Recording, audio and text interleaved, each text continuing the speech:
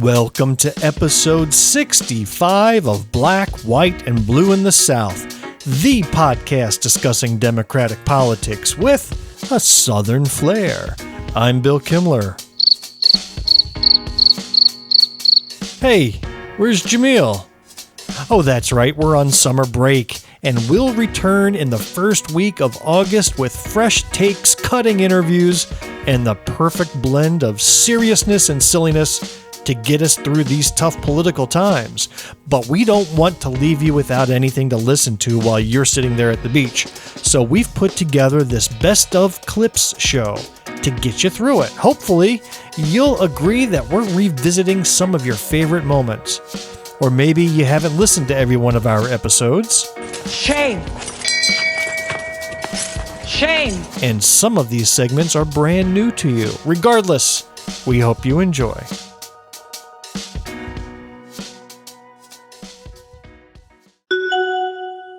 From episode 45, August 28th, 2024. We'll get to you guys in a second, but we're coming to you from Greenwood, South Carolina, a little red county in a very red state.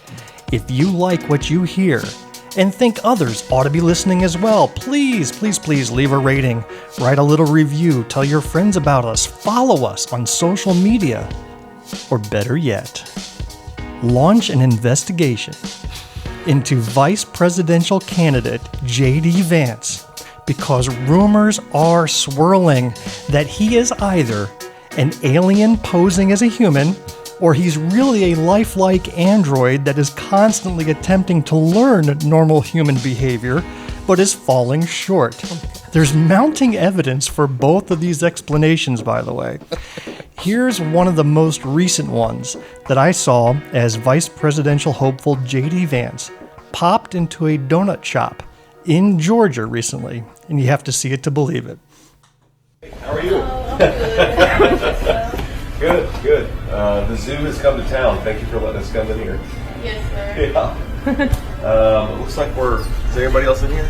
All right, one of the few. Okay. So we are, let's see. We're going to get, how many people, Nick? How many donuts do we get? I would get a couple dozen, sir. A couple dozen? Okay. I'm sorry, man? Okay, yeah. She doesn't want to be on film, guys, so just cut her out of anything. Appreciate that, man. She's like, what is this nonsense? I'm running for vice president. Good to see you. Okay. We're going to do 2 dozen. I don't think he's ever ordered a donut in his life. And just a random assortment of stuff here. How long are you working? I've been here since the beginning of July. Okay. For this year. Okay, good. How about you, sir?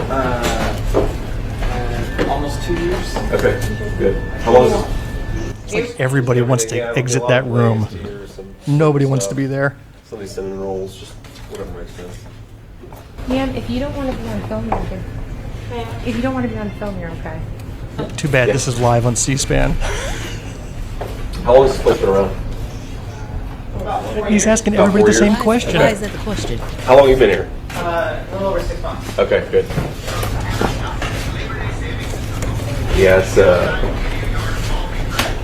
when we selected this place, I didn't know if it had been here for 20 years or 4 years, or you never know. Sometimes you drop in. It is a cool story. The owner of this place, basically him and his uncle owned his grandfather's school, which was founded in Douglas. And I think they're out of there. Anyhow, did you see anything that resembles normal human interaction in that clip? Well, I'm going to have to go with what everybody else is saying. That dude is weird. I thought you were going to talk about the next trend that's on him is that they have the images of him being dressed in drag. Oh, no. So that's where I thought you were going. But then you hit me with this donut scenario. That drag picture, I could tell that was from college. It is definitely from college. Who knows what type of prank that I'm not going to bust somebody on that. We'll let the other team capitalize on that. But that's not the only clip. In fact, there's another video that came before this interaction with the donut shop that showed J.D. Vance walking around a public park talking with people before he hit this donut shop. You want to see this? I'm enjoying a leisurely stroll in the park as a human does, and I thought I would interact with some other humans that I come across. Here comes one now. Hello, I'm J.D. Vance. I'm running for vice president. Hi, it's nice to meet you. So how long have you been walking for? Today or in general? Okay, good. Wait. I think this is going pretty good so far. Oh, I spot a motherly figure with a smaller This human is a being. spoof. Hi, I'm No, JD no, no, Vance. that's JD Vance. How old are you, little girl? I'm 8. 8. Oh, wow. I was 8 once. How about you, Mom? Were you ever 8? Was I ever 8? Okay, good. Mom, can we go home? Yes, honey, run to the car. Oh, would you look at that? Right. Another human being with a smaller creature attached to a leash. Hi, I'm JD Vance. What's that? Are you asking what kind of breed he is? For how long? For how old he is or how long I've had How him? long have you been walking? I'm sorry, are you asking how our walk? Okay, good. I love to mingle with the people. Here comes another one now. This Hi, is a spoof. I'm JD Vance. How did you install Clearly, those little he's JD wheels under Vance. your feet? You mean my rollerblades? Okay, good. So how long have you been walking? Walking where? Okay, good. My vessel is starting to crave food. I think the next person that I encounter, I'm going to ask them where a donut shop is. Hi, See? I'm Told JD you, right Vance, for the donut Vice shop. President running. Nearest donut shop location, please. That'll be Beanie's on 7th Street. JD Vance rerouting. Thanks. Okay, good. All right, have a good day. Listen, this was how he was looking when he walked up to Kamala Harris's plane Yes. on the tarmac. And I felt like those poor reporters have to entertain that. But it Indeed. went just like that. Indeed. And that was serious. That was JD Vance walking through the woods. Serious done. What do you think, TJ? Seems real to me. No, we have to give credit to a TikToker named Sam Khan. That's Kahn. Link to his video is in our show notes, but you need to see it. He captured it perfectly That's to it. the point where even Rock couldn't tell if that was real or not, given what he saw at the donut shop. And another example of why we need to ban AI in political commercials. Yeah. Let us know what you think. From episode 51, January 29th, 2025. This is normally the part, Jumelle, where we go into the On the Campaign Trail segment, but we're not campaigning at the moment. Isn't that some crap? So we need a new segment. Okay. Are you ready for our new segment? Yes. I'm happy to introduce it for the first time. Ladies and gentlemen, here's our intro. Your South Carolina representatives at work. That was $5 million worth of production that went into that. What do you think? Let's give it I up. think you nailed it. You nailed it. That was special. That was special. So here's a little project that I've been undertaking this year. The South Carolina General Assembly is back in session, and I have watched every minute of the 50 plus hours of committee hearings and general meetings that have been held, that they've recorded anyway, since they've come back in. All these recordings are available on the sc.gov website. I've downloaded and watched every blessed one of them. So I've pulled a few clips to let you, the taxpayer, hear what they are up to. You ready to give this a try? Let's try it. All right, let's start first with introducing the worst new members of the South Carolina General Assembly. We've got one in the House, we've got one in the Senate. First up to bat is Representative Stephen Frank. He's a Republican freshman House member from north of Greenville. Michael, sounds like you know him. I'd seen him on Twitter, unfortunately. Yeah, we're going to talk about that. So his website, which I'm sliding over to the screen right now, tell me what you notice about the website and his message. Oh, my God. He's one of them. What is one of them? He's one of those ones that's going to hide behind that family, faith, and Christianity. That's right. So he's got one of the most religious websites out there, all dripping about God first and faith this. And in fact, as you scroll down, you'll notice who's endorsed him. Child. Oh, my bad. Don't let Nancy Mace hear you call anybody child. She'll throw fists down with you. She don't want this smoke. She need to carry on. So what we're referring to is Dr. Bob Jones III had endorsed him during his campaign. He's the same guy that runs the university that hands out master's degrees as campaign contributions. He said of Stephen Frank that he's the man we conservatives can depend on to represent us in Columbia with Christian integrity and dependability. So you can see where Pastor Stephen Frank got elected. Well, what has he done that shows us Christian integrity and dependability since he's gotten elected? Well, I'm going to pull up this quote from Twitter. What does that say? Anybody want to say it? I'm just happy we can say the R word again. No, we're going to say it out loud because there's a lot of R words. Retard. Yes. He is proud and happy. This is his quote. First of all, he misspelled I'm. He missed the apostrophe, so he's already challenged in the grammar department. But he says, I'm just happy we can say retard again. That is what Mr. Christian Integrity is up to. So anyhow. Yeah, so I'm sorry we had to see that, but this guy ranks at the bottom of the list in terms of the new representation in Columbia. Now, on to the Senate. Michael, go ahead. Oh, I was going to talk more about this guy. Oh, go ahead. Or are you familiar with his, he created a website? He created this, South Carolina pork projects that's supposed to be this gotcha of House members in Columbia are taking your tax dollars and spending them on other things. And these other things are important budget items that go to benefit their local districts. Some of that money included funding for police departments, repairing roads, making sure that our roads and bridges are functioning and not causing disasters. And that is apparently money that is not worth investing in South Carolina. Oh my goodness. I am happy that y'all left Twitter because unfortunately, but these guys just get in fights with each other all day. Yeah. And it was mostly over that. He's totally a Freedom Caucus. Oh my goodness. Nut job. So let's go to the Senate. We have a winner there. Next up is Super MAGA Senator Tom Fernandez. I'm sorry. I need to avoid these reactions. I'm sorry. This is what happens when you have a guy who's in the know. Yeah. You pay attention. Yes. So these are appropriate reactions. Yeah. Tom Fernandez, freshman senator, his social media feed is dripping with all those own the libs type of material. He doesn't talk policy. He doesn't talk about solving any actual problems in South Carolina. But if you want to own the libs, that's the place that you go. So what I want to start with is how he introduced himself on the Senate floor. Mm-hmm. Today I stand as a newly sworn-in senator.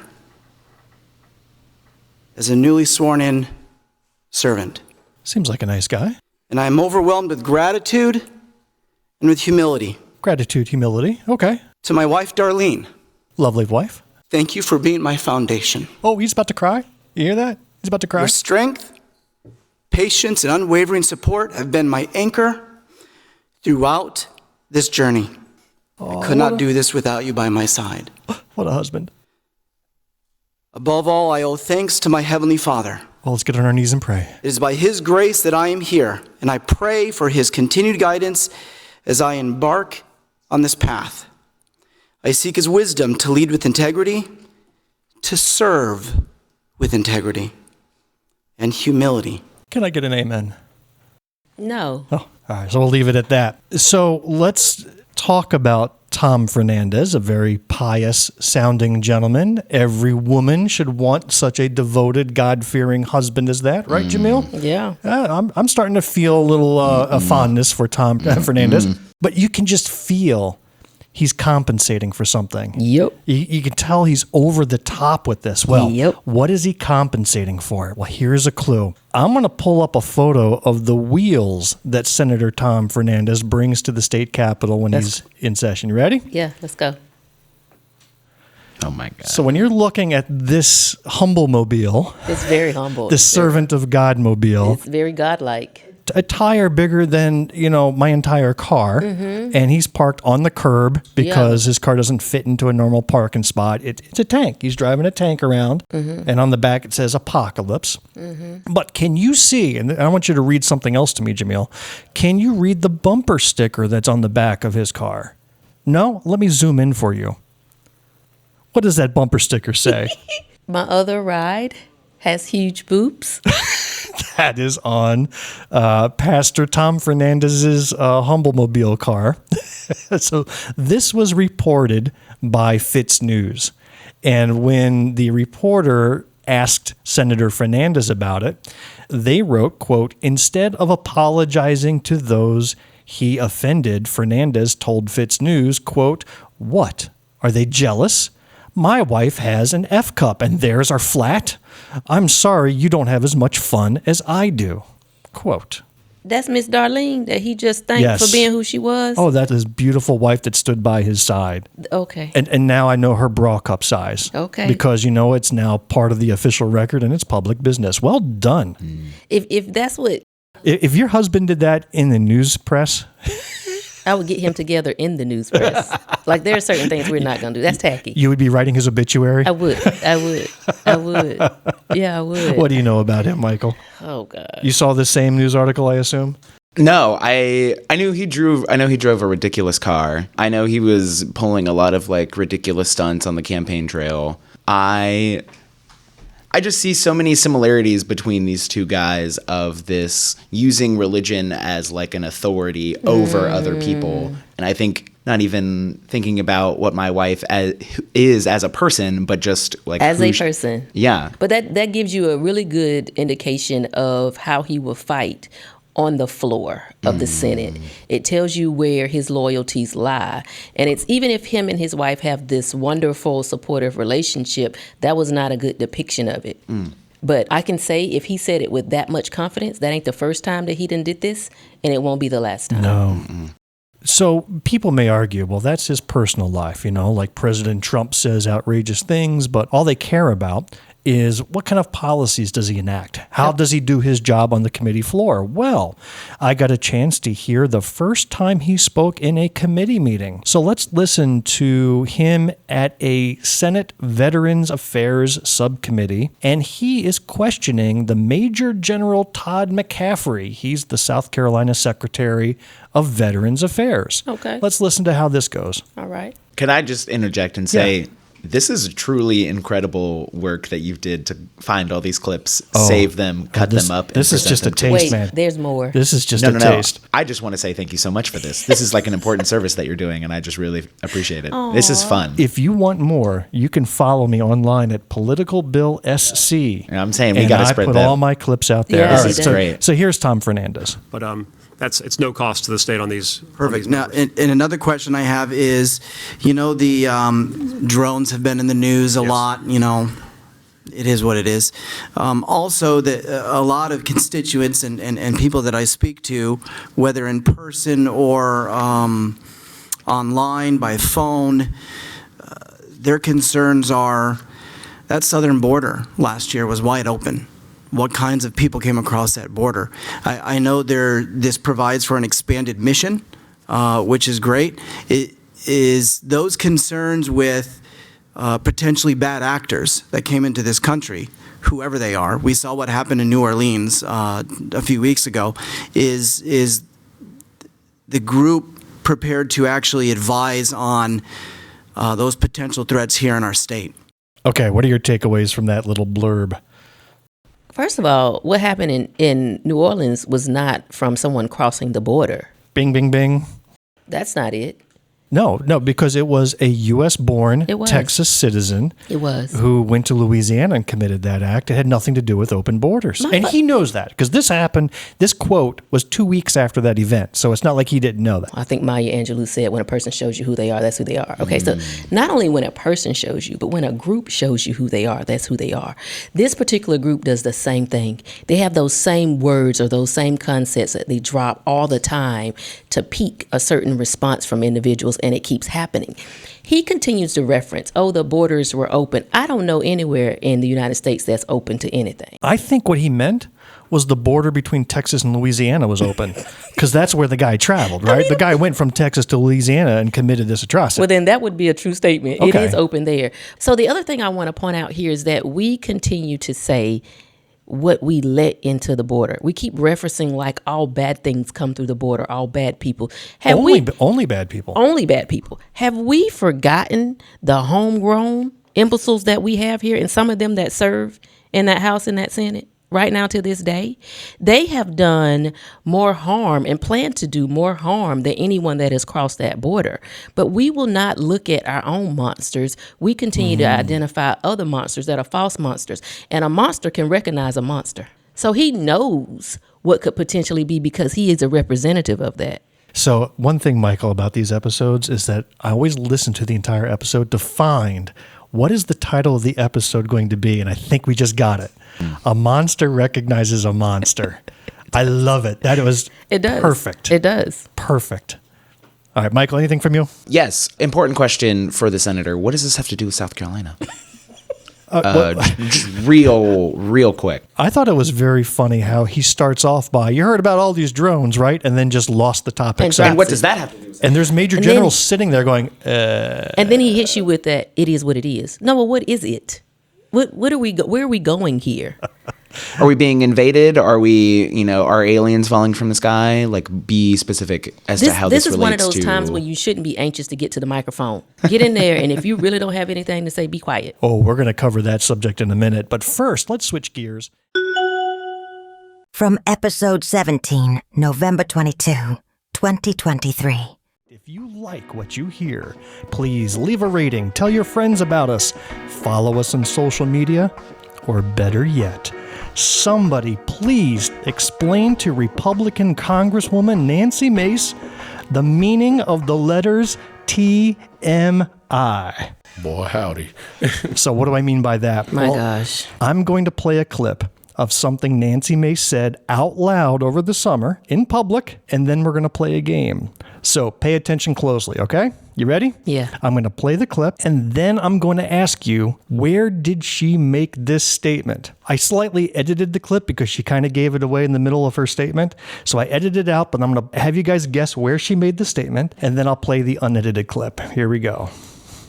And when I woke up this morning at 7, I was getting picked up at 7:45. Patrick, my fiance, tried to pull me by my waist over this morning in bed. And I was like, no, baby, we don't got time for that this morning. And I got to be on time. And he can wait. I'll see him later tonight. But I was here early. That is our Congresswoman, Nancy Mace from District 1 in South Carolina. So the question I posed to you two, where did she make this statement? Was it A, at a prayer breakfast in Washington, D.C., B, at a funeral for a relative where she gave the eulogy, C, at a high school in her district when addressing the senior class, or D, at a senior center in her district during a campaign rally? One of those answers is true. All right, so I'll start with our guest, James Clue. Was it at a prayer breakfast, funeral, high school, or senior center? It would only make sense that them being Republicans, it would be at a prayer breakfast. Ooh, interesting theory. Jumelle, do you agree or do you have a differing opinion? That's my selection as well, A. Well, you will be surprised. Let us find out with her full statement. On this together, another year, another standing room only event. And when I woke up this morning at 7, I was getting picked up at 7:45. Patrick, my fiance, tried to pull me by my waist over this morning in bed. And I was like, no, baby, we don't got time for that this morning. I got to get to the prayer breakfast and I got to be on time. And little TMI. You are absolutely right. It was at a prayer breakfast in front of a bunch of Bible-thumping Republicans. So many things I could say. Tripping over each other, showing how devout they are. So consistent. Yes. Consistent. And Nancy Mace was right up there making that speech. And she engaged in conversation because she said, what? He can wait. So somebody had to say something to keep the conversation going. Probably saying, praise the Lord. From episode 41, July 3rd, 2024. I just want to talk for 1 second about this whole process. Primary election and a runoff. That runoff process is the biggest single waste of money that we could do something about right now. Because when you have that runoff, you've got to open up all your polling locations. Greenwood County has 50 of them. You do. Other counties have hundreds. You got to open them all back up. You got to pay people to sit there from 7 to 7. Yeah. You got to have the counters, the technicians, and hats off to Connie Moody here in Greenwood. She love Connie. Ran it flawlessly, and I have the utmost confidence in her and her staff. Yeah. But the amount of money that's spent is so unnecessary. And according to this group called Fair Choice, the results of a runoff may not be representative of what the people want, because there is such a drop-off in the turnout from a runoff. As we saw, over 30% drop-off from election to election between the regular primary and the runoff. Yeah. But then having just the top 2 vote getters forces people into a Sophie's choice they may not want. So there is a thing called ranked choice voting. Oh, yeah. And I am such a big fan of it for nothing other than the amount of money you could have saved, that if you were in the primary and we had the ability to vote for more than one option, you pick your A choice, then you can pick your B and C choice. And if nobody gets the top votes, then those votes get distributed to the B's and the C's, and eventually you come up to a more consensus winner. I want to play a little video from Fair Choice that explains ranked choice voting and kind of why it's good aside from the monetary aspect. Okay, good. I was just going to say elaborate. Politics is tearing us apart, and it's because elections aren't working for most of us. Here's why. In the US, each of us can vote for the candidate we like the most, but whenever more than 2 candidates are running to win one seat, it's possible for most voters to hate whoever wins. Because of this split vote, politicians can ignore the will of most voters and still win. Ranked choice voting gives you the freedom to select a backup choice to prevent that from happening. Let's say a group uses ranked choice voting to decide what to eat for dinner tonight. Each voter selects their favorite dish, but also has the option to choose backup dishes. If one food receives more than half the votes, it wins, just like in any other election. But let's get to dessert, where the competition is more fierce. What if no ice cream flavor has more than 50% of the vote? Under a normal race, vanilla would win, even though a majority of voters didn't pick it. With ranked choice voting, the flavor with the fewest votes is eliminated, and voters who chose that flavor as number 1 will have their votes count for their next choice. Everyone gets a say, no one wastes their vote, and the winner is the flavor that the largest number of people agreed upon. That's ranked choice voting. It's as easy as 1, 2, 3. You get more voice and more choice, and that makes elections better for all of us. That was a good one, Bill. That's a really good way to explain it. I like it. Oh, thank you. Yeah, I just found it. I didn't create it. Okay. But I just found it. Yeah, but that's a good one. So between that, which just goes over the, on its face value, the reason why ranked choice voting is better. Again, the financials, meaning not having to have 2 more weeks of campaignings, no more 2 weeks of ads and mailers. My God, I could wallpaper my house with the number of Billy Garrett mailers I received. Yeah. I mean, again, tens of thousands, $100,000 spent on that campaign. We would have been done with the results that first night. You know who it is, and you move on. And that's what we need, I think, from the top all the way down, ranked choice voting. Yeah, I agree. I think that's a good fit. From episode 23, February 7th, 2024. Our first news item for today comes from a favorite topic of ours, Moms for Liberty. Oh, Lord. Because they're up to some shenanigans here in South Carolina that we should be aware of. Did you know that Moms for Liberty is opening a charter school in South Carolina? Doesn't surprise me. I did. I follow multiple social media groups that are against Moms for Liberty, run by public education advocates around the state. There was a great article from an activist named Judd Legum, but he posted this online, and it just was eye-opening. So we know South Carolina has a lot of charter schools. Yeah. In fact, one of the first questions I was asked as a candidate is, what do I feel about charter schools? Okay. And like anything else in life, there's no black and white answer. It depends. It depends. Because charter schools can serve a very good purpose. They take you outside of the formal requirements and disciplines of the public school system to serve a particular purpose. For example, if you have students who are hard of hearing or visually impaired, maybe a charter school with experts in that field can help those students and engage them in ways that just aren't available in a public school environment. Yeah. So music, another charter school for music. So specialties. There are specialties that I think there are things that charter schools can do. But lately, charter schools have been more about ideology. Yes. And, we want a conservative charter school. We want to have a Christian charter school. And by the way, charter schools are paid through public funds. Which is their tactic. Correct. So it's let's use the public school system money to pay for what essentially ought to have been a private school enterprise. It's the workaround for not funding religious institutions. Yes. And but it's written that way where they can do it. Yes. So Moms for Liberty, there's a South Carolina chapter of Moms for Liberty, has stated that they are starting their own publicly funded charter school called Ashley River Classical Academy. Fully taxpayer funded, but structured in a way that avoids any state oversight or accountability.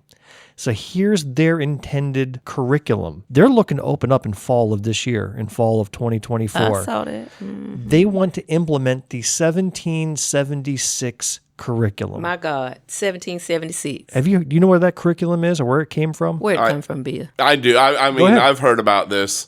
It's from the Heritage Foundation, isn't it? Close. It was created by Hillsdale College. Okay. Hillsdale But College. I'm sure Heritage Foundation was right up in all that writing it. It's a right-wing ideology, a spin on history that diminishes anything bad that happened in our country and puts positive spins on it. So this 1776 curriculum came as a reaction to the 1619 Project. So when that was published, 2019, 2020, it was just a few years ago, and that caused everybody on the conservative side to go into an uproar. What do you mean our country started with slavery? Well, that was their perspective, right? That when the slaves hit this country, that's the beginning of the United States history, because everything that our country built relied upon all the slaves to make it happen. Yeah. And you know what? They're not trying to teach it as a different fact. I mean, yes, 4th of July, the signing of the Declaration of Independence, that doesn't change. But when you look at it from different perspectives, maybe you get a deeper, richer understanding of our heritage. Anyhow, they flipped out from the 1619 Project and the 1776 curriculum that was promoted by Donald Trump, who was president at the time, started reaching into these schools. Now, we covered this topic a little bit. I'm going to go way back to episode 6 when we talked about CRT.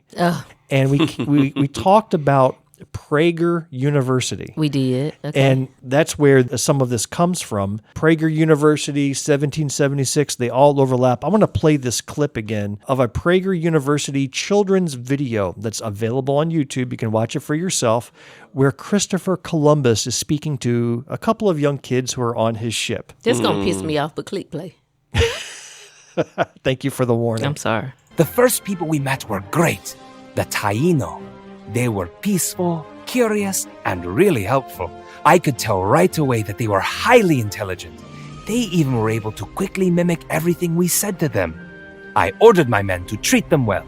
I'm sorry, Mr. Columbus, but I heard at school that you spoiled paradise and you brought slavery and murder to peaceful people. Leo? Sorry. It's what I read and heard at school. Caramba! Those are some accusations.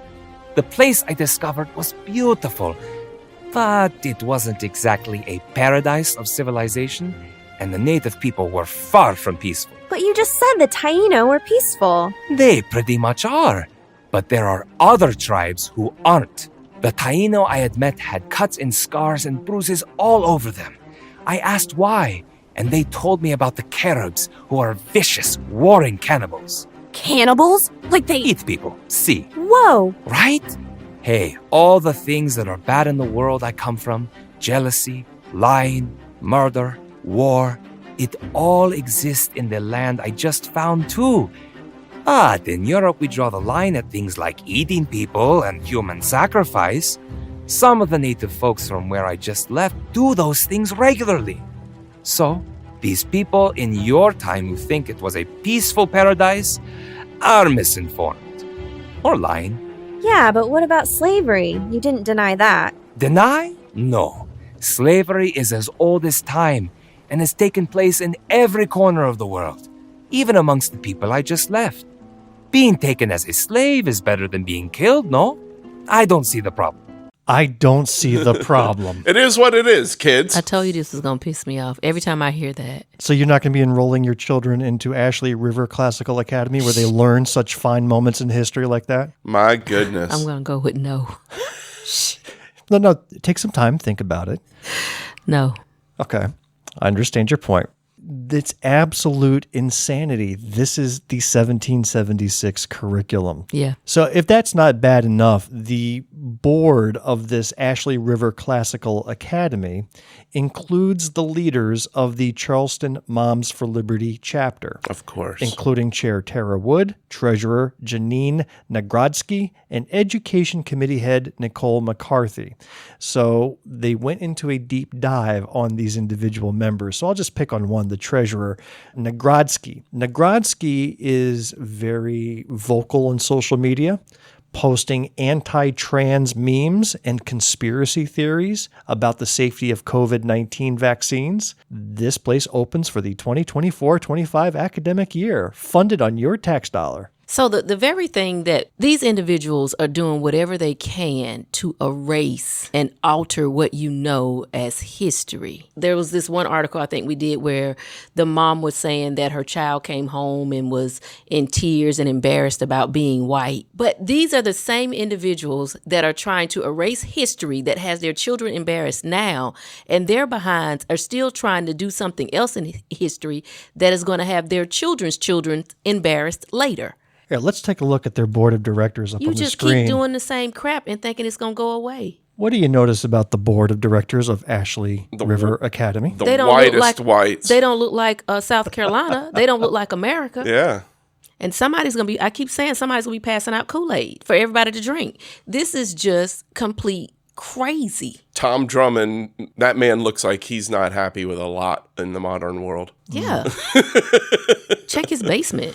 How does the school come into existence? I want to give you a little more background, because these charter schools can't just exist out of thin air. Correct. You and I, we can't just go form a charter school on our own. It needs sponsorship by the state or by a university that will sponsor the charter school and ensure they are meeting whatever standards there are about charter schools in South Carolina. So there is Erskine College. Yes. Are you familiar with that school? Yes. What do you know about them? I know that they're tied into a lot of this like shadiness that the Republicans are up to attempt to scholarly legitimize these whack job theories. Yes.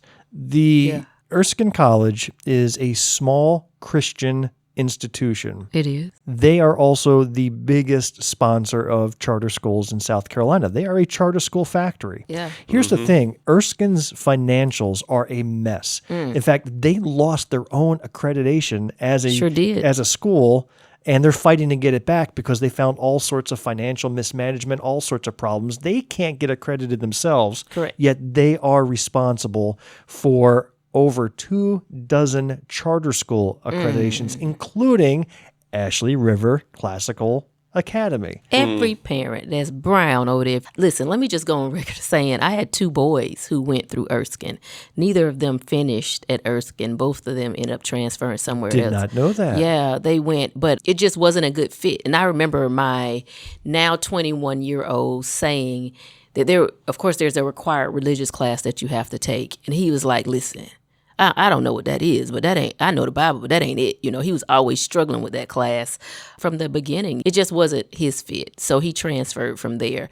If this is the way that Erskine has gone and continues to go, you have a lot of kids that they're able to pull in for sports, and they're having really good scholarships. My boys got great scholarships from there. But parents have to determine if that's what you want to have your children attached to. As a sponsor of charter schools, Erskine College gets 2% kickback to them of the state appropriations that go to charter schools. So there is financial interest for them to rubber stamp all of these academies regardless of any qualification. Yeah, they've made that their business model. Yeah. Yes. Because of that, I could see them saying, let's go forward, because they are constantly actively recruiting. And that is one of the ways that they're going to offset or be able to assist in their recruiting methods. It's interesting that your children went to Erskine, because you look at like the big kerfuffle with Ellen Weaver and Bob Jones University. A lot of educators have degrees from Bob Jones University and lean on Bob Jones University to provide them with degrees and higher level master's degrees too. Yeah. So to see that, I mean, I'm sure Bob Jones lost a lot of attendees and a lot of business within Bob the education Jones should have, community. Because you can't produce a master's in not in an 6 MBA. months. So Bob Jones should have lost and took all the heat. It took me almost 6 months to do my master's dissertation. version. Come on, yeah, that was a bunch of crap. It was a Microwave Masters. Yeah. One final note about Ashley River Classical Academy. They have hired Alexandria Spry to serve as its first head of school. Spry previously ran a charter school using the 1776 curriculum in Florida at Jacksonville Classical Academy East for the 22-23 school year. When Spry served as head of that school, Jacksonville Classical Academy East received a grade of F from the Florida Department of Education. That's the Florida Department of Education issuing an F. Yeah. How bad do you have to be? Well, you have to understand that the Department of Education is going to be reviewing that school by the Department of Education standards. And if they don't align with it, you're going to get this F. That does not alarm me. What's alarming to me is that these individuals are so out there that they are going to reach far and wide to find someone who is out there just as much as them and bring them all. We not all see this great migration to South Carolina? Like, I feel like we are dealing with a great migration to South Carolina. Go and get all the crazy people that you can and bring them to South Carolina and see if we can continue to flip South Carolina out and have it even more crazy than it already appears when everyone else is talking. So you go to Florida and get crazy and bring it back to South Carolina, and then you're going to have our children around crazy. So the way that they are protesting in what their children get exposed to from the public school libraries. I read on their website, well, your kid can always go to the county library and get those books, but you can't get them in the schools. You're going to run a school with taxpayers' money. That's my problem. You can have whatever school you want, but you can't have it. You should not be able to have it off of the backs of hardworking citizens who could not go to your school and receive an adequate education if they wanted to. That is my problem with them. You can exist in anywhere you want to, but you're going to have to do it on your own without taking money from people that work every day. That's my issue. From episode 43, July 17th, 2024. So in our final story for today, we're going to talk about a very interesting fact about Greenwood, South Carolina, which is where you and I live and are running for office. Greenwood is the name of the county with a population of around 70,000. And at its center is the city of Greenwood, population of 22,500. And we're going to focus on the city of Greenwood here. Okay. The city of Greenwood made news recently because of a report published by the FBI's Uniform Crime Report, also abbreviated as UCR, for 2022. In this report, they look at every city in the United States with a population of over 1,000, so the city of Greenwood qualifies, and they ranked the murder rates from worst to best. Among the top, of course, were big cities like New Orleans and St. Louis, and they had murder rates topping 70 per 100,000 people. Smaller cities, they ranked even higher with even 100 per 100,000 people.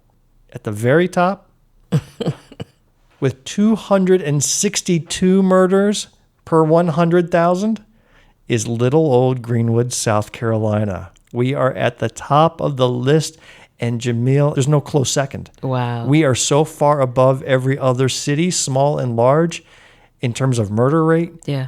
We top the charts. Now, Greenwood, city of Greenwood, doesn't have 100,000 people, so this rate of 262 per 100,000, that comes from 58 reported murders in 2022. Okay. So 58 murders out of 22,000 some people leads to the highest murder rate in the country. 58 murders in 2022. No other city came close. How do you feel about this, Jumelle? Are you out there dodging bullets and knives on your way to and from work? No, that's what I was going to say. I was here in 2022, and I don't remember 58 murders. I mean, how many months in a year are there? That's 12. 12. So we're looking at more than 4 to 5 murders a month? Yeah, no, I don't know about that. I check. I read the Index Journal, the local paper, every day. Yeah. I don't recall seeing that. Well, we're not that bad. Anyhow, there was a data analyst. His name is Jeff Asher. He saw this report. Now, he's not affiliated with Greenwood, but he saw this report, and he says, this is a little odd. He dug into why Greenwood was so high. And he looked at South Carolina's UCR program. By the way, UCR, again, Unified Crime Reporting. Mm-hmm. And he saw that in the South Carolina's UCR report, not the FBI's, but the South Carolina one, the city only had 29 homicides, which was exactly half of what the FBI report showed. Okay. The That's fact that it's odd. exactly half raises Yeah. some flags. Yeah. And it showed 14 of those 29 homicides occurred in July 2022. Okay, that's a typo. Now, July of 2022, 14 murders in July of 2022. I was out there knocking doors that summer. I remember. Okay. I don't remember no 14 murders Yeah, that month. I no. think that might have hit the headlines if that occurred. Yeah. Well, so he dug even further.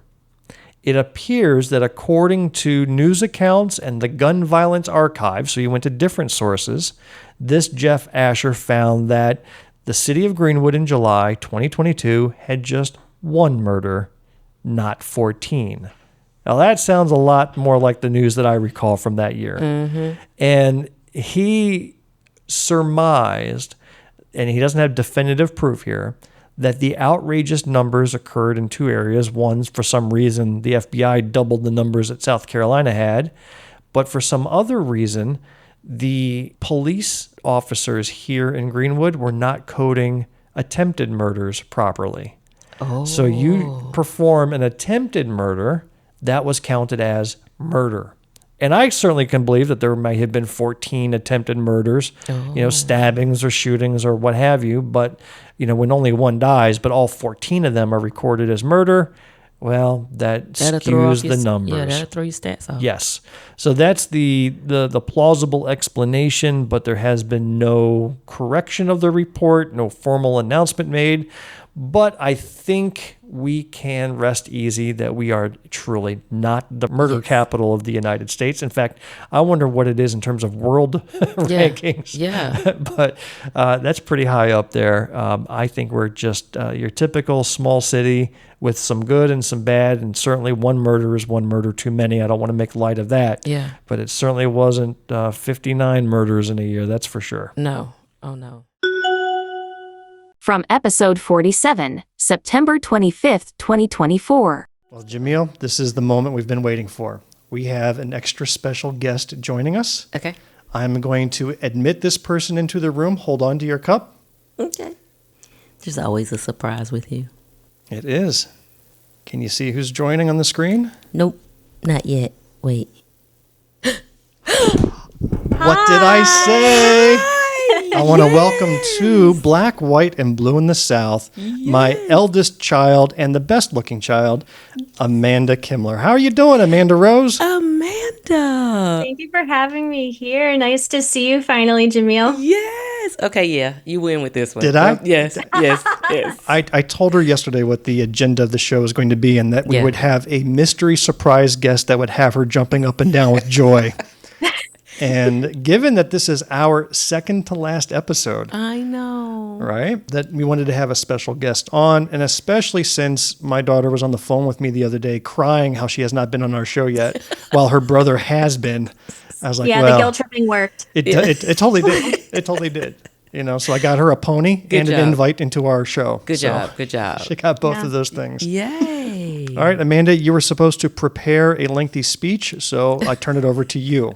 Oh, you're the worst. I was literally texting him yesterday, like, what do I need to prepare? Like, what should I look up? I need to make notes. Like, and he's like, I literally prepare the night before or the morning of. He does. I'm like, okay, I guess it runs in the family, so we're just going to wing it. It sprints through this family. Trust me, it'll come natural. Yeah, but you have me completely convinced that I need to get an ADHD diagnosis now. Like everything I'm I do. telling you, it's genetic. It is. So I got it from somewhere. Yeah. In fact, I want to ask you about this particular symptom because I was talking with Carla, and Carla's my wife. I was talking with her about this last night about what you were saying, Amanda. Yeah. And I said, I was noticing that when I'm talking to somebody, let's say I ask a question, that person answers. Okay. I'm done with their answer about 3 seconds into them answering, and I'm already wanting to ask the next question. Yes. Right? And it's like, I'm getting no new information out of you. Please stop talking and let me ask the next thing I'm interested in because I'm already bored of the last thing. Oh my gosh. So you know what I'm talking about? Yes. Yeah. Yes. Yeah, that's totally me. So Oh I my gosh. think, Amanda, you may be dead on. And I'm just out of pure curiosity. I might go seek an appointment to see if I am officially diagnosable. You know what's funny is that it's something And I'm that, done like, with your answer already. Let's move on. Amanda, like, yeah. That's the thing is that this didn't exist or not nearly as much back in the 70s, 80s, 90s, you know, like you're just quirky or you're just energetic or hyper. Like Yeah. you don't need a diagnosis. You're just a problem child or you're just anxious. But Wow. it explains a lot. And the more we talk about it, the more we normalize it, you know? And it's not a bad thing. It's not a disability. In fact, I find that it's very helpful for my job, which is crazy. So let's talk about that. Give us, the listeners, a little background about you, your educational background and your professional background, your age and where you live. Just kind of give a little people a map of who you are and what you do. Oh, okay. Yeah. So I am 28, which means Bill is really old. I'm 117 years old. And I got a bachelor's degree in biology, convinced I was going to get into conservation biology, like saving the environment. And I accidentally fell into healthcare when I joined the volunteer ambulance squad on campus. Found I really, really clicked with healthcare and ended up going back to nursing school. And I've been a nurse for over 3 years now. I worked at the bedside on med-surg, which is really the front line, with oncology patients as well as general medical patients. And now I recently made the switch to case management, and it's where I belong. You know, it's where I feel comfortable and where I feel like I actually make a difference. Oh, wow. How cool is that? It blows my mind to hear you using those big words and you're now like adulting. Believe it or not, I know you complain about how hard adulting is, but you are adulting about as well as anybody else out there. Yeah. That's just incredible. Like you actually have a career now, you know, a career history nonetheless. Apparently. Let alone a first job out of college. And of course, I'm tremendously proud of you, and I hope I say that enough. Are you a political individual? Do you consider yourself one? I feel like you can't work in healthcare and not be political. Healthcare is inherently political. You see all people of all backgrounds, rich and poor, addiction, sober. I've treated the homeless in my community, and I've treated politicians in my community. Have you treated homeless politicians? I have, probably. And it all comes back down to our shared humanity. And I, as the nurse, don't care if you have money or not. I'm going to treat you the same regardless. And I see firsthand how broken the healthcare system is for everybody. Even if you're ultra wealthy, you know, it can still be difficult to access, even though you have a lot more opportunities. It can still suck. It sucks for everybody.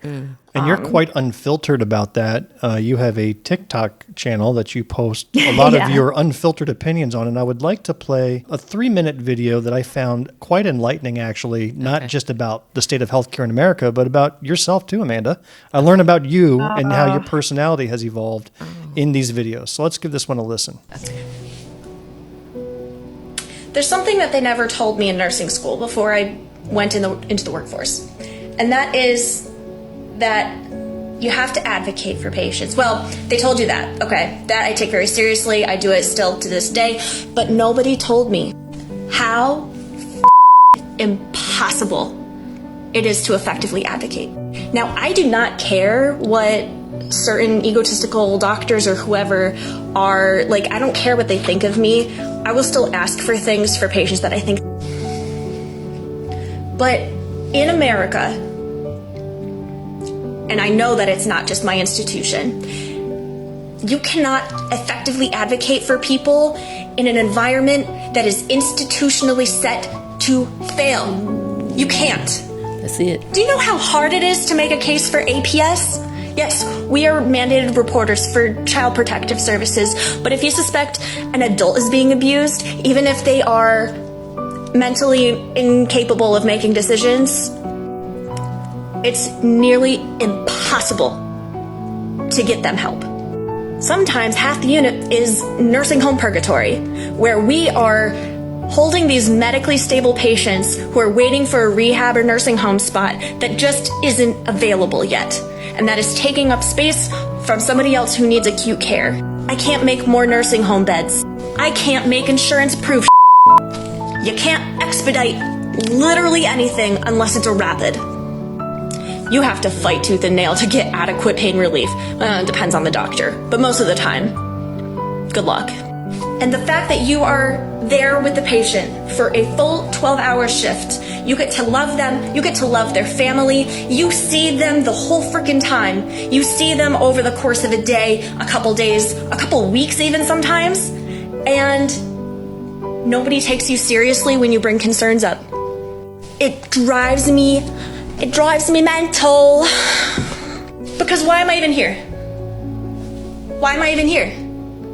I'm not just somebody that does tasks, right? They teach you critical thinking for a reason. I'm not the little doctor servant that just carries out orders. Again, I have my own job to do, and we are coworkers, okay? And so when I advocate for things, you know, sometimes it's maybe a little far-fetched, but you know how much that hurts? When you know for a fact that something very simple could fix a lot of things and you have absolutely zero control and zero ability to make it better yourself. It's demoralizing. It's easy to internalize and start blaming yourself rather than the system as a whole. It's how healthcare workers start becoming desensitized to really tragic, traumatic things. Because we know that nothing we do is ever going to be good enough. It's never going to actually make a difference because there's so many things in place to prevent people from actually getting the help they need. And I don't know how to make it not hurt so much while still providing the level of empathy and compassion that I am. It's impossible. I don't know what to do. Wow. So the first question I have to ask is, how were you able to play piano like that while doing that really passionate speech? That was the most impressive part, I thought. Don't you have a TikTok account? You know how audio works. Right, but I play my own music. Are you saying you didn't play that? Oh yeah, boy. yeah. Amanda, girl, you grew up with him. I think I blacked out there. I forgot that I even made that, but I started tearing up. Yeah, I was watching you here. You were getting emotional just listening to yourself. Because I remember the feelings I was having making it because of a long stint of really horrible shifts back to back that I was so passionate about, and I was meeting wall after wall and seeing people suffer and just feeling so hopeless. And I think I had called you recently after that point too, just like crying, like I'm burning out. I don't know what I can do. Like this isn't sustainable. And that's why I made the switch to case management, was to give myself a little bit of a break from that degree of connection with the patients, which is horrible because I was good at it and I love it. But it's that double-edged sword, you know? Well, it doesn't do you any good if you end up being a patient yourself due to the stress of that work, right? Yeah. So, Amanda, I think just seeing you so passionate and eloquent and your thought process was coherent. It wasn't just gripes, right? It wasn't just complaining about office environment. Mm-hmm. It was out of a pure love for the profession. And I can't say I've ever heard anybody put it quite like that. And anybody else who is in the healthcare industry, I'm sure related to that. Well, did you get any reaction to that video or other videos that you have made that have been like it? Not really. I mean, you get I'm not big on TikTok at all. So I got a couple comments from that related. Just to hear what Jumelle, like, you had some reactions there. And I know you have a background in healthcare administration. Yeah, as well as teaching. You were right on it. And so Bill knows things make me emotional. And that video almost took me out because the passion that we're taught to have. And then, of course, they want us to be able to critically analyze the situations. And you come into the position equipped to do exactly what you need to do. But because of the barriers that are woven into the fabrics of whatever that industry is, it makes it difficult for you to do that. So everything that you said, Amanda, was so valid. And I've been on the admin side of healthcare, but I've also worked and trained nurses who've left the healthcare field because of the burnout. Mm-hmm. And even if they left the clinical side and came to the admin side because they just couldn't take it. I've also worked and trained a couple of physicians who left. One of them in particular was a surgeon, but due to health reasons could no longer perform, so he left and transitioned into academics. The stories that are associated with that. I will tell you that the providers feel the frustrations of those barriers too. However, from the nursing level, you're so much closer to the patient that I believe the burden is heavier for you all. Yeah, I mean, I can understand how the doctors would be burning out too. I have conversations with them one-on-one all the time, having to fight on the phone for prior auth, waiting for an hour on hold when they could be doing way more important stuff. Yeah. And prior auth is like a bad word. Oh my God. Yeah, that ultimately, all of this comes down to insurance companies have way too much power in healthcare right now. Yes. I am all for bullying insurance companies to get what you want because they don't care about you. And I firmly have seen that. That's it. And I think it's really cool to point out that when we talk about barriers, a lot of times you'll hear us talk about it from an educational standpoint because of what we're going through in South Carolina or from a resource standpoint. But it's important to know that there are barriers inside of every industry. And it takes individuals who are in those industries to do what you've done, and that's point them out. Yeah, I know. There's these, these insurance companies, they start out with people probably in healthcare that formulate them, but ultimately they get more and more detached from the system, and they start making these rules like, oh, we're not seeing the money that we want, so let's put this new policy, let's put this new policy, let's put this new policy. And over time, it just makes it impossible to get anything done on time or to adequately cover what people need. Yeah. I think you did a good job when you mentioned how you would have, I'm going to refer to it as a waiting space. You would have patients that are waiting to get beds. Oh.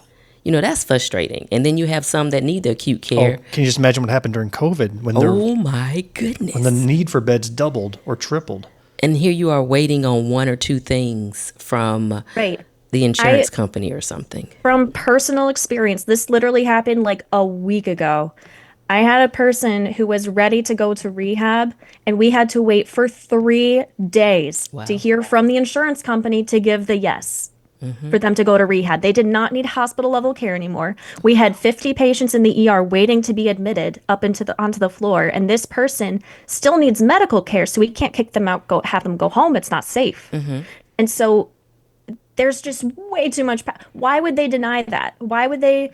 I've had people wait in their rooms for 8 hours for insurance to say, okay, yeah, I guess we'll approve your home oxygen. Who's doing that recreationally? Who's being like, it'd be fun. Right. Let me get a order for some oxygen. Let's go have some O2 parties. Oxygen at home. Yeah. Like, that doesn't make any sense at all, but we are at the mercy of their time frames. Wow. And it backs the whole system up. It does. So moving on to a slightly different topic for time, what's your level of excitement about the presidential election this year, Amanda? Oh, man, that first rally, I think that I saw Kamala Harris do when she brought Tim Walz out, I got chills. I was like, what is this feeling? I've never felt this before. Is this hope?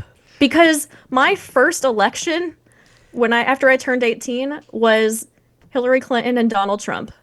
Oh boy. And I'll be honest, I was not thrilled about Hillary Clinton, but I was terrified of Donald Trump more. And so that's how I voted. And then my next was Donald Trump versus Joe Biden. So you've never known an election without Donald Trump on the ballot? No. Oh, wow. I haven't. Think about that. Because Obama got elected when I was in middle school. You called me and asked me, is this what it was like when Obama ran? This excitement? Is that what this feels like? I'm like, actually, I don't agree with everything that Harris has put out for her policies, but I don't think that I have to see it's about the bigger picture. You know? Yeah. I raised a good kid. You did. You did a good job.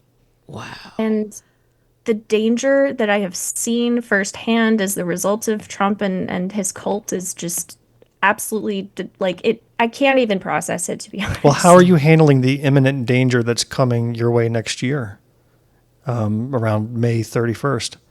It is not imminent danger. It is imminent danger. It's just the scariest thing ever. Are you talking about my wedding? Yes. He is afraid. You are in imminent danger. He is really going through some withdrawals here. I kind of, speaking of political climate and how the conservatives keep trying to push things backwards and trying to revoke rights for our LGBTQ community, and how people who recently got the right to marry are worried about getting that right taken back away. I'm going to be in an interracial marriage. How far back are we going to be going? Yeah, you're right. Where I might have to consider that this might also be under attack in the future. I don't know. That's a good point. Like, it's mind-boggling to me that there are people out there that don't want to see progress and actively fight it. Wow. And it's just a matter of time before it hits home to everybody. Yeah. You know, and when you had the chance to fight it and you didn't, now it affects you too late. And I'm just hoping that people can connect before it hits home for everyone. Jumelle, you mentioned that on the latest podcast, and my jaw was on the floor. I was like, yes, thank you. Thank you. Because you're like, people don't make laws about things that don't affect them. Yeah. They don't, because they don't know about it. They don't care about it until it happens in their life. Now, you've seen me run for office a couple of times now, Amanda, and I've kept you up to date as to how it's going. Do you see that in your future? Because from what I watched in that video and how you're talking now, there might be something in it for a leader position for you in that realm. Whether it's, doesn't have to be for a House position. It could be local county council or a city council, wherever you end up. Maybe. I don't know. I feel more drawn to educational roles in leadership. I really, really love teaching nursing students and precepting, and I can see myself as an educator in the future. Well, we've got some good PragerU videos that you can use to. Bill almost made me curse. Oh my God! Like my foul-mouthed daughter does. Those are the ones that we are speak saying the same language. That slaves actually liked being slaves. Yes, that's them. Yeah, that's them. Holy. Yeah. Well, Amanda, we are out of time. Do you have any? No, and I'm serious though. We are. This was a fast 25 minutes that we've spent. Oh my gosh, it was. Believe it or not. But we thank you for coming on helping us wrap up this very special episode of Black, White, and Blue in the South. Thank you, Amanda. Yay. Any final words before you go? I listen to the podcast for you. Oh, thank you. Yeah, she doesn't. She actually turns the volume down when I'm speaking. Turn it down real fast. Notice how she shut me down and tried to get you to engage with her?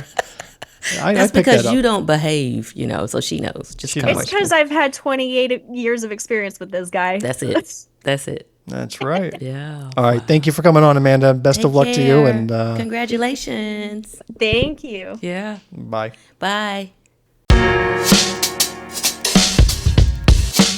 And that's a wrap for this episode of Black, White, and Blue in the South. We hope you enjoyed what you heard today. Please take a quick minute and leave us a rating and a review of this show. We really want to know what you think, and it means a lot to Jumelle and myself. If you do, it will ensure that one day we will get a president who can live by the motto, promises made, promises kept. Because it sure as hell ain't this guy. From a recently resurfaced interview with Fox News. Some people think that one way to build trust is to declassify things that everyone's talking about. I know you talked earlier about, I don't want to be a conspiracy theorist. So if you were president, would you declassify, you can answer yes or no to these. Yeah. Would you declassify the 9/11 files? Yeah. Would you declassify JFK files? Yeah. I did a lot of it. Would you declassify the Epstein files? Yeah, I would. All right. I guess I would. And we've all seen how he's changed his tune on that promise. But wait, there's actually more to that clip that didn't get aired. Fox News cut out Trump's apparent backpedaling on his answer because even then, back in 2024, he knew what was in those files. Listen now to the rest of his answer that didn't air prior to the election. Would you declassify the Epstein files? Yeah, I would. All right. I guess I would. I think that less so because, you don't know. You don't want to affect people's lives if it's phony stuff in there because there's a lot of phony stuff with that whole world. But I think I would, or at least... Do you think that would restore trust? help restore trust? Yeah, I don't know about Epstein so much as I do the others. Certainly about the way he died. It would be interesting to find out what happened there, because that was a weird situation, and the cameras didn't happen to be working, et cetera, et cetera. But yeah, I'd go a long way toward that one. The other stuff I would. If you are a blue dot in a red sea, keep the faith, keep up the hard work. Change only happens over many years of work and dedication. As former President Theodore Roosevelt once said, keep your eyes on the stars and your feet on the ground.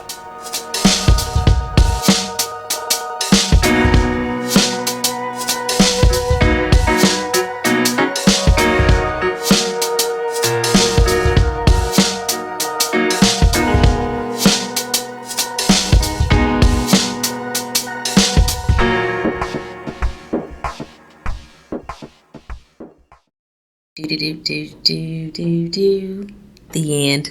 The preceding podcast is solely owned by its host or hosts and is distributed by Big Media LLC. Copyright 2025, all rights reserved.